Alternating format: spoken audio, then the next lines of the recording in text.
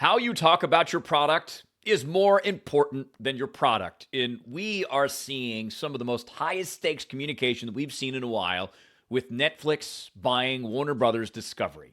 Hi, I'm Rob Hunter, former radio broadcaster, communications strategist, advisor, and coach. That's what I do now. I work with companies exactly like Netflix on their internal communication. And there are multiple levels here to communication because there's 5 buckets that Netflix and Warner Brothers have to maintain trust, because that's the essence of effective communication is trust. Trust and understanding.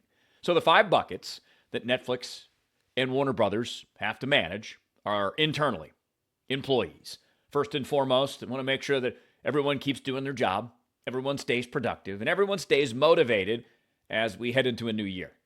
Second, we'll call it the public bucket, which is customers. For Netflix, that's 300 million. Warner Brothers owns HBO Max. There's 128 million subscribers there. So that's the public. And an opportunity to get in front of large audiences with news coverage. And then there's the shareholders, people in it to make money. Stock owners that want to make sure that their share value goes up. And that's for both Netflix and Warner Brothers. And then you've got the government regulation process, which is going to be ongoing over the next year plus as Netflix tries to get this done with Warner Brothers through their government process. And then already we're seeing some detractors in Hollywood. So how do you manage that? Hollywood, the movie business, the theater business, not too keen on Netflix because Netflix is a platform built for you at home. So you have all these concerns, and how you communicate them is so critically important. That's why I say talking about your product is way more important than your actual product, because this major move for Netflix signifies a massive shift in how they do business. And for Warner Brothers, the same thing. They're essentially getting out of their own business, and they're going to be run by Netflix if all goes according to plan. And I wanted to start there because David Zaslav is the CEO of Warner Brothers. So it was his job to write the email. Whether he wrote it or not is a different story. And his job is to be the face of this, to write the internal email, to be the guy that's talking about it in public and why the board of directors decided to go with the Netflix bid over the Paramount bid. Paramount, which is run by a guy named David Ellison, who's the son of Larry Ellison. Paramount just bought Skydance Studios. It's the Tom Cruise-backed movie studio, if I'm not mistaken. So Paramount's in on this. And they're now engaged in a hostile takeover, which we'll examine separately in a separate episode of this podcast. So let's go back to Zaslav. The letter that he wrote to his team, I'm going to show it to you if you're watching the video, and I'm going to read you some key moments of it. Because this is how he breaks it down. And again, the whole idea is to preserve trust. Preserve trust that you're doing the right thing, that you're taking care of the employees. And Zaslav and his team decided to lay this out in what is essentially a breaking news format. So as I mentioned, for 27 years, I was a radio broadcaster. For 23, I was in talk radio and covered and talked about every major breaking news event from the Bush-Gore election up until the end of 2023 when I retired from radio. So you're talking about major news events like that Bush-Gore election, 9/11, Boston Marathon bombing, various school shootings, all these things. When the news comes in and it's happening fast, and you're trying to keep your audience engaged and up to date, that's what you start with. You start with the facts. Keep it simple. Here's what we know. The biggest story that I covered, I don't know if it's the biggest story, but it's a pretty big story. Hurricane Katrina. So I was on the air in New Orleans at my radio station, and that was first and foremost the thing that we needed to provide, facts.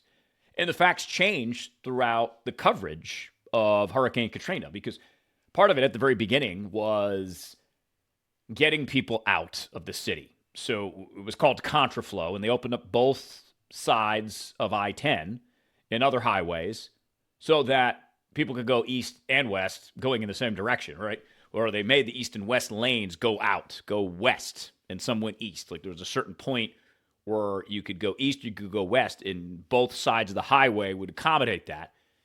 Because you have to think, you're trying to evacuate 1 million people. So we had to give up-to-date information on that, where the traffic was happening, if people were running out of gas, where the gas stations were still open. So those are the facts. And what Zaslav says in his email to the employees at Warner Brothers Discovery is that the facts. Warner Brothers will be acquired by Netflix. And this decision reflects the realities of an industry undergoing generational change. And he talks about how stories are financed, produced, distributed, and discovered. So this is a changing industry.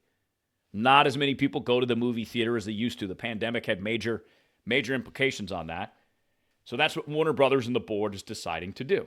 So the facts come first. Then the second thing is the impact. And when we're on the radio, we're talking about Katrina. That was that next level. Beneath the facts is the impact on you. If you live in a certain part of the city, this is the suggested way to get out.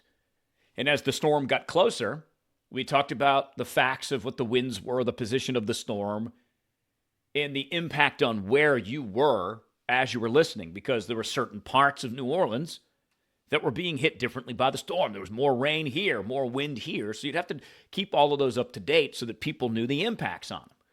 And what Zaslav is doing is saying that we understand this is a major impact on you, but ultimately, for our consumers, it's more choice and more value and increased opportunity for creative talent, which I think is massively important to maintaining trust here. Because going through these multiple levels and where you have to maintain trust, employees being number one, because they're the ones that help you fulfill the mission, that help you see the vision to reality. And if this deal, Netflix buying Warner Brothers, leads to increased opportunity, you got to put that in the email, and Zaslav did that. And then there's that third bucket here, the long-term value creation for shareholders, which is incredibly important. You want people to invest in Netflix and buy the stock and keep the stock and make money on the stock. So he's putting all of that there to talk about impacts. And he says, in this structure, this is Zaslav again, it provides a clearer path forward for Warner Brothers within Netflix. And then Discovery is going to be spun off as a standalone company, and that is CNN is part of Discovery. Warner Brothers is the movie studio that has the franchises of Harry Potter, Batman, and Superman. And with that comes HBO Max, the app. So you get all the HBO content. It's a big deal for Netflix to be able to acquire all of this. So just to recap how Zaslav is keeping trust. First, give me the facts. Second, give me the impact. And now he goes into what to expect. Also critically important to maintaining trust. Because what happens now, you're going to hear directly from your leader. So you can expect to hear some communication from your leader as we get them up to speed on what we're doing here. And then below them, your manager is going to get some training so that they're up to date, so that when you have questions as the employee, you go to your manager, the manager will give you the answer or will find out the answer for you.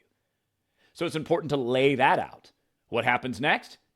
We establish an office of integration is what they're calling it. And I know that's like bureaucracy 101, but it's incredibly important because that's where the communications will come through. That is a system in place that they're putting in place to help employees. So it is nice that that's there. And then Zaslav ends with what this means for you. That early in the new year, you're going to get new guidelines. But for now, stay focused. Keep working. Wrap up 2025, and we'll go from there. And then he writes, as we move through this next chapter, our aim is simple. Handle decisions with care. Communicate clearly about what we know, and to make sure people have information and support that they need at each step. And at the very end, he reminds of new possibilities, which is always great. Like at a big, massive, high-stakes acquisition like this, talk about these new opportunities because people are going to be divided in a couple of different camps. Some people are going to be excited about this move and what it means for them and how it does create potentially new opportunities, and others are going to be fearful because really at the end of the day, trust is built through understanding the three universal truths of all communication, all conversation. And those universal truths are language is contagious. And what we mean by that is you leave an impression, what you say. So you're either a virus or you're a positive contagion. You get to decide that, which is item number 2, truth number 2. You only control you. So think about that. You are only in control of what you say. Now, the big key here is how do you cater to your audience? Understand your audience and cater, give them what they need. because this third thing is so critical to any type of communication that you have, whether you're a leader in your company, an executive, or whether you own your own business. Again, I'll remind you, how you talk about your product is more important than your actual product because it's always personal. How does it connect to me? Because I'm going to run it through my own filters. I, Rob Hunter, communications expert, I'm going to run your product, your conversations through my own filters based on my own experiences, my own values, my own mission, and we'll see where we actually compete and where we're aligned. So understanding those three truths is critically important to use these three truths as filters for important high-stakes communication. So, clear, he mentioned as well, Zaslav. That's my formula. The clear formula essentially helps you skip the boring parts. And think about it this way. Elmore Leonard said this. He's an author. And what he means by skip the boring parts is very rarely do you see your main character go to the bathroom unless it's relevant to the plot, which it rarely is, or eat food unless it's relevant to the plot. I'll give you one example. Jack Reacher. Lee Child, his Reacher series. The whole series begins with Reacher in a diner as he's about to eat, but he doesn't get to eat because he gets arrested. So it's relevant to the plot there, and it's not boring because it's not a long-winded conversation about the eggs and how they were prepared, or if the character was flying on an airplane. They checked in an hour before the flight. They sat down at the gate and waited. And while they waited, they read a book. It's boring. Skip the boring parts. That's really what the clear formula is designed to do, is help you organize, add some creativity to it, and skip the boring parts. So I'm going to rate Zaslav and how he did in his email. I thought it was a pretty good email. I thought it was pretty straightforward. It follows the breaking news formula. And again, this is important for you when you have to stick to the facts and you have to think about impact. And then you have to talk about what happens now, what happens next. And let me come back to the impacts on you because of universal truth number 3. It's always personal. So, email's clear, not a lot of fluff in it, but here's the cold, hard reality and the recommendation that I would give Zaslav or any CEO or any vice president or C-suite executive that is tasked with communicating something high stakes. And that would be deliver the message in multiple different ways. Here's how I like to coach leaders. Think about the statement and write the statement, or have your team write the statement. And then what I would have you do is record it on video. It doesn't have to be perfect. It doesn't have to be in a television studio with a teleprompter, although it can be done. It should be done with a teleprompter because people receive information different ways. Going back to our third filter, our third universal truth, it's always personal. Some people like to read the email, but here's a stat for you. 70% don't. 70% of people admit they don't read their leaders' emails. I used to work for iHeartMedia, and we'd occasionally get emails from our CEO and our COO, Bob Pittman, the CEO, and Rich Bressler, the COO. And it would be about various things iHeart is doing. If there was a storm, say a hurricane in the Carolinas, here's what the Carolina stations are doing. And those were great. But I'll admit I didn't read all the emails, all the words, because they were very long. And we're all busy. We all have a million tasks to do.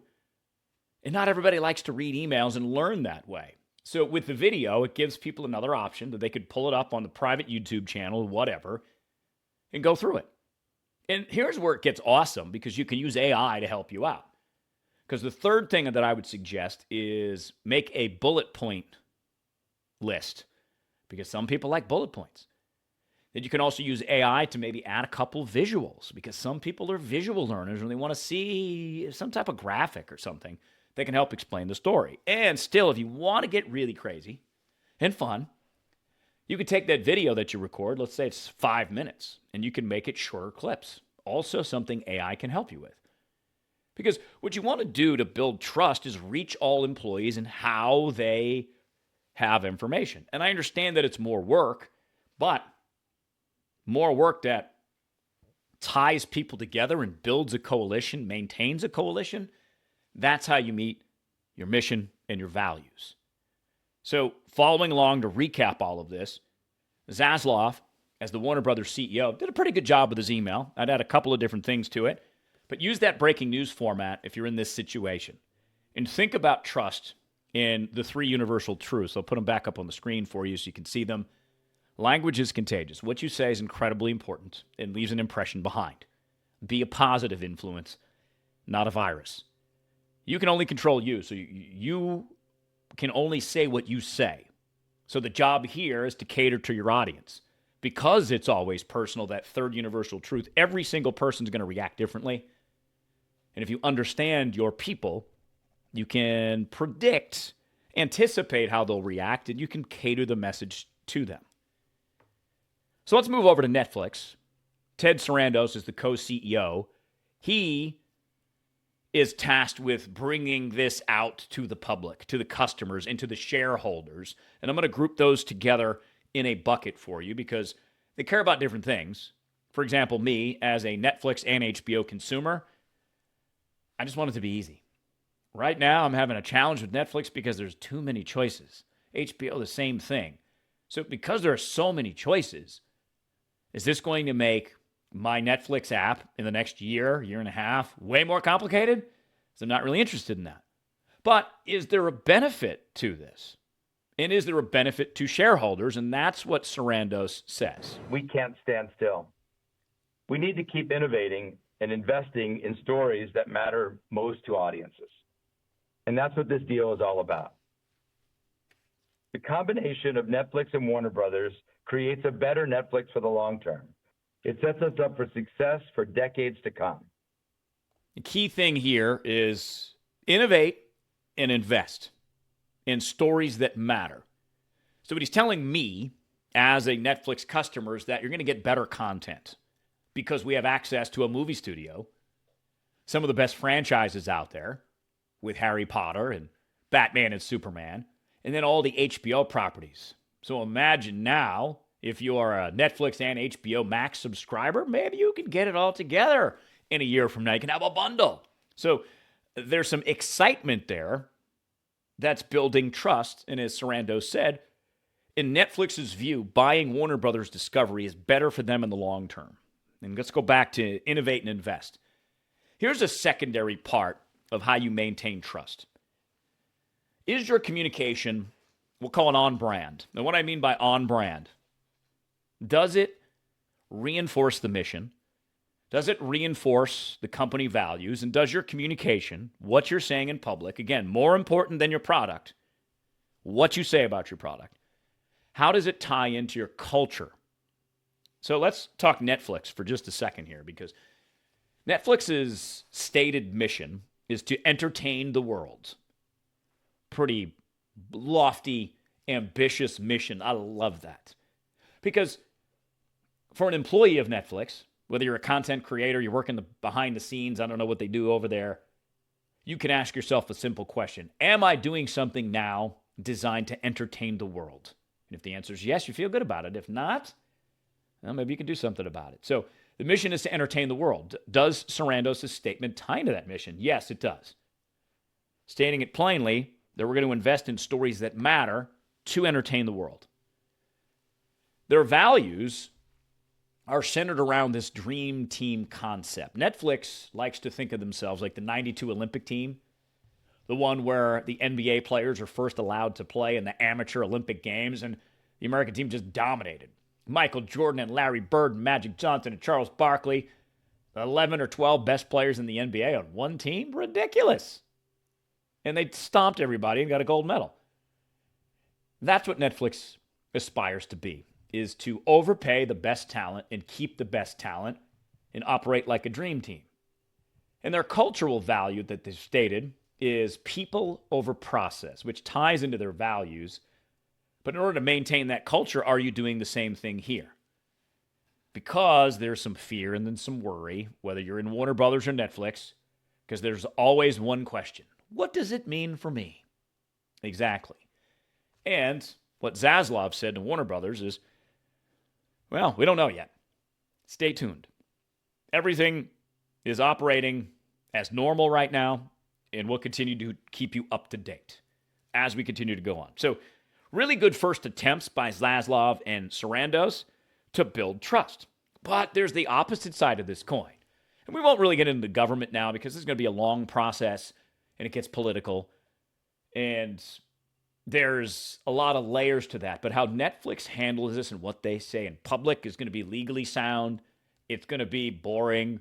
It's going to be shareholder value. It's going to be due diligence and corporate, whatever it is that they're going to say, because they want the government to approve it. So that'll be a whole thing in and of itself, which we can examine as they go along. But there's the other side of the coin here. Hollywood in the theaters. Many people not happy with this idea that Netflix might buy Warner Brothers, including director James Cameron. His latest movie, Avatar 3, I believe is out now or coming out soon. He doesn't like this at all. And he said this before the merger news. Netflix would be a disaster. Sorry, so? Ted, but geez, Sarandos has gone on record saying theatrical films are dead. Outmoded, yeah. No, theatrical is dead, quote unquote. Theatrical is dead. I mean, this guy's saying it's a disaster because Ted Sarandos, the guy you just heard from, the Netflix CEO, the co-CEO, said that theatrical is dead. And James Cameron, because it's always personal, he loves him some theater. And he wants his movies in the theater, so he doesn't like Netflix because, well, they're going to make it more difficult to operate a theater. And that's what some of the theater trade groups are saying is Netflix doesn't like movies in the theater. They sometimes put them out for a week or so to qualify for Oscars, and then they put it back on their platform. Right now, Netflix and Warner Brothers are saying the right thing, that we're going to make no changes. Warner Brothers puts 15 movies in the theaters per year. Netflix says that's going to be fine. We're going to stay with that. But whether or not that's true, who knows? Because Netflix as a company and Sarandos as a co-CEO has changed his mind on several things, has said one thing and then 2 years later done the opposite thing. So there is some room here to really look at this mistrust and think about back to that universal truth. Because it's always personal, the theater groups are interested in making that money, getting butts in seats. James Cameron wants butts in seats to watch his 97 Avatar movies that he's going to put out. And I love James Cameron, the director, because he himself, incredibly innovative. I think he had the idea for Avatar back in like the 90s, but he couldn't film it because the technology had to catch up. It took like 20 years or something like that. So he is a visionary too. He just has a competing vision with Netflix that the movies are best done in the theater, that you get the full experience in the big screen, you get to see the sound. And if you saw Avatar, the first one, man, the 3D effects in that movie were so good. You can't get that at home. You can only get that in the theater, in the IMAX experience. So you have competing entities here that don't really trust each other. So how do you manage that? Goes back to being very clear. The formula for me, it's 5 steps. This is how I did my talk shows. I would gather all this information. It's how I actually am doing this segment. I gathered all my information, read a bunch of stuff, and I took all the best parts and put it together for you, tied into what I teach about communication. And that clear formula is exactly what Sarandos and Netflix should use to keep their messages on point and to build trust with Hollywood in the theaters. No, we don't want you guys to go out of business. Absolutely not. We love the movie-going experience. Batman in a movie theater is amazing. Harry Potter in a movie theater is amazing. And we'll just see what happens over the next year, year and a half, and how this all works out. I mean, this is a changing industry because the economics have changed. How do you pay for a movie to change? Who picks the financing for the movies? And Netflix wants more of a say in that. So they're after their goal here. But this gives us an example of some really high-stakes communication in how it's laid out. What's good about it, what could be improved about it, around this idea of preserving trust, especially if that's an important cultural value to you, which it is at Netflix. At least they state that. You know, Netflix has had some challenges to their cultural rules in the past. Not everyone likes to work at a place that is a dream team because you have a lot of type A personalities, a lot of pressure, high stakes. And some people, that's not a great environment for, but Netflix isn't apologizing for that. So Netflix gets criticized all the time for their culture, for the way that they put movies on your television screen, not your movie screen. And that's the model that they like. They want you to spend $29 a month or whatever Netflix is, especially if you add in HBO. They want you to spend $29 a month for 15 years. I don't know how long I've had a Netflix account. I've had a Netflix account, since the DVD mail-in days. So how much money have I given Netflix in the last 15 or 20 years? A lot. And they like that model. So yes, there are some challenges ahead. That's just reality. And if you stick to the facts, if you're Netflix, as you go forward, you'll be okay. Because one thing about people, two things about people. One, change is always met with resistance because it goes back to that third universal truth. It's always personal. And that question always is, how does this impact me? Will I have a job in a year? Maybe, maybe not. That's the cold, hard reality of it. But Netflix and Warner Brothers are saying the right things right now, and that's what all companies do. And they see what shakes out at the end. But as long as you stay anchored in the truth, in the facts, you can maintain a level of trust. Is it the highest level? Maybe, maybe not. But you have to be able to make these decisions, stick to the facts, explain the business value, and explain how this is a great opportunity for you as an employee. And you do that in a clear way, cater to your audience. That's how you build buy-in with trust. And sticking to the facts helps you do that. So I'm curious to see what happens here, because the next step in preserving trust for Netflix and Warner Brothers is almost constant communication about what's happening. I see this happen all the time in corporations. So many of the leaders, executives from vice presidents, C-suite, and CEOs downplay the significance of critical communications or high-stakes communications, or we want to let you know what our mission is or our goal is or our vision to match the goals, the strategy behind those, so that you clearly understand what you're doing, what your role is in the mission and the vision. So many leaders just think, well, we have it on a website somewhere. We sent it in an email once. Amazon, for example, I don't know if they still do this, but Amazon for years, before every meeting, top to bottom, starts with the vision and the mission of the company. That way there's alignment to the mission and alignment to the values. In Netflix's case, to entertain the world. Their values of creating a dream team. And they say that and part of maintaining their dream team is having what they call radical candor, which is great. Although I don't love that as a term because it seems to imply that you can be an a-hole and just tell people what you think. I'm like, no. The best way for radical candor is cater to your audience, understanding your audience. And that's where the clear process helps you, because it gives you opportunities to brainstorm who you're talking to. What do they care about? What do they like? What do they not like? What conversations have you had with them in the past that didn't go well? How can you do it better this time? That's what radical candor is. Like feedback, for example.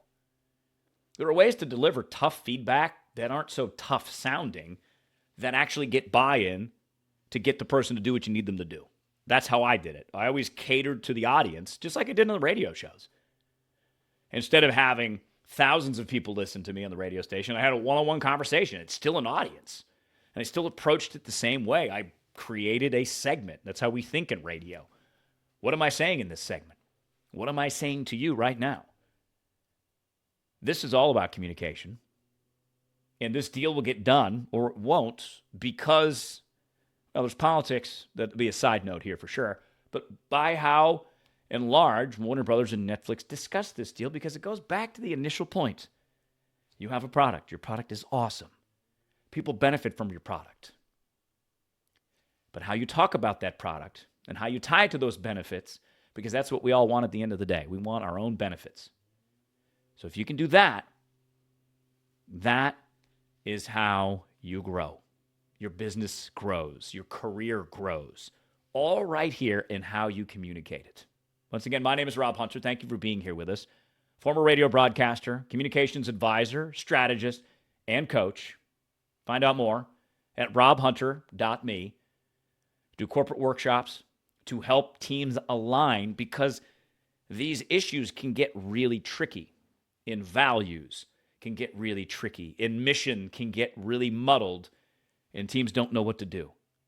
Poor communication is the most expensive thing in business on a day-to-day basis. The most expensive. And it boggles my mind how so many executives don't get it, don't want to get it, don't want to think about it. So instead, they just say the communication's there, but it's not there because no one's tuning into it. So it's not effective. So this lesson with Warner Brothers and Netflix is a lesson on how to get started. with high-stakes communication and some frameworks for you to use. So again, my name is Rob Hunter. Visit me at robhunter.me. We'll be back real soon. In fact, we're going to do another episode about David Ellison's communication, the guy that tried to buy Warner Brothers, but the Warner Brothers board said no. How did he communicate? How did he get his message across? We'll take a look at that coming real soon. Thanks again for being here. Cheers.